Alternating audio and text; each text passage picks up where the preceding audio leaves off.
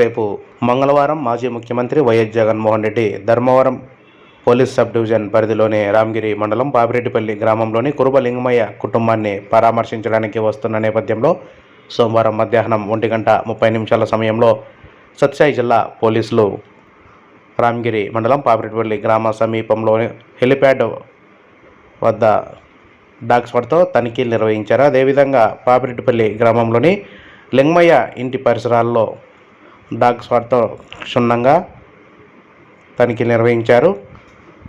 Dog స్క్వాడ్తో పాటు bomb squad ప్రత్యేక బృందాలు రామగిరి మండలానికి చేరుకొని అణువణువు తనిఖీలు నిర్వహించారు. ఈ సందర్భంగా జిల్లా ఎస్పీ రత్న ఐపీఎస్ మాట్లాడుతూ బాపిరెడ్డిపల్లి గ్రామము ఇరుకైన రోడ్లు ఉండడంతో ఎక్కువ మంది వెళ్ళడానికి వీల్లేదని, పోలీసులు సూచించిన కొద్దిమంది నాయకులు మాత్రమే అక్కడికి వెళ్లాలని తెలిపారు.